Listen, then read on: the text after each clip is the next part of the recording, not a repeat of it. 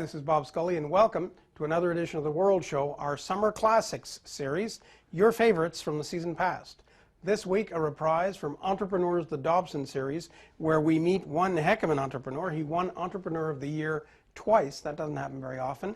And if there were an award called the Anti-Wall Street Award or the Anti-Wall Street Oscar, he'd win that too. Not for bad-mouthing Wall Street. Anybody can do that, and talk is cheap, and it's very fashionable to do that now, but for actually acting with values contrary to the sophisticated and terrible financial engineering which brought down so much of America's economy. He never touched those things and never wanted to, and he refused countless promises of fabulous riches from the people on Wall Street to continue doing it the way they do it, or should do it, on Main Street.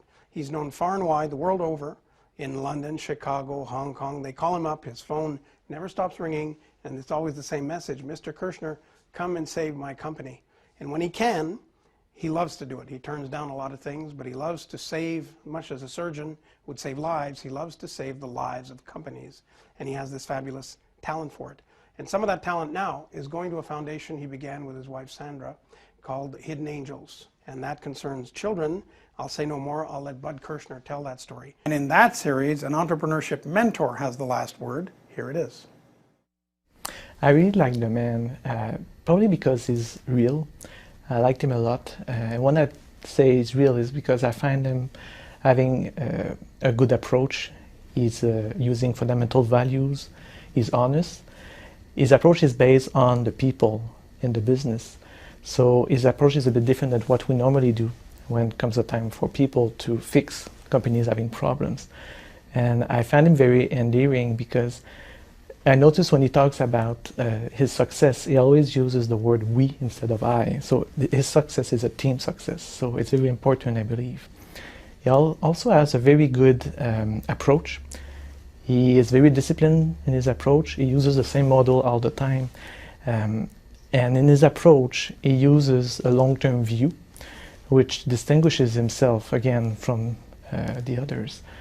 He's there to help the companies to find the solutions to their problem, and he doesn't run away. He stays there. He has or maintains a small investment, 10 to 15%, so he does care about the success of the company. But also he leaves the management take ownership of the future of the company, and I believe it's very a significant part of his success. He's really working on the ground. Like, he likes to visit the companies. He doesn't do it from his office. He goes on the ground, he visits the companies, he wants to see with his eyes and feel really how the company works and how he can help them to solve the problems. So effectively a good part of his success is because he's using the good fundamental values. It's quite inspiring to hear him talking about the foundation. The Hidden Angel Foundation is the name of his foundation. And when he talks about it, it's very convincing. We see that he cares about helping the kids. He's very, he really wants to help the society, to give back to society. So when he talks about his weeks, the highlight of his weeks, he said that it's when he reads about the progress of the kids that go through the program that he and his foundation support. And he's really proud of it. So not only he gives back to the society in terms of fixing companies, but also by helping the kids overcoming the barriers that they have because of their sickness.